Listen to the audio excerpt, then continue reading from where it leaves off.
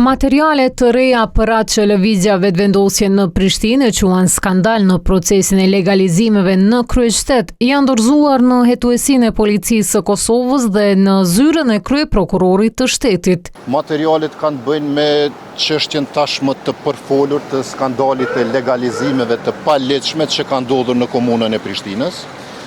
Konkretisht tashmë tregohet qartë, përmenden emrat të bizneseve, emrat të zyrtarëve dhe shkeljet ligjore që kanë ndodhur gjatë këtij procesit legalizimit. Sipas Sfeqlës, materialet ngrenë dyshime edhe për objekte të legalizuara që ndodhen në pronë publike si dhe për ndërtime që pretendohet se janë bërë pas vitit 2018, kur kishte hyrë në fuqi ligji për trajtimin e ndërtimeve pa leje.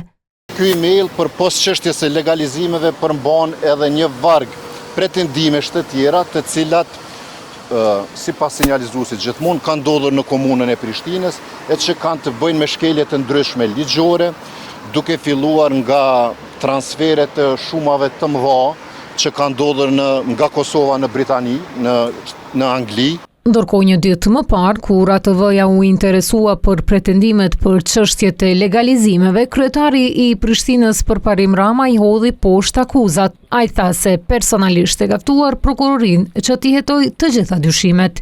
Këto janë të hapura për gjithkën, janë dokumenta publike. Pra edhe ju mundeni me shku aty, edhe ju për secilin qytetar.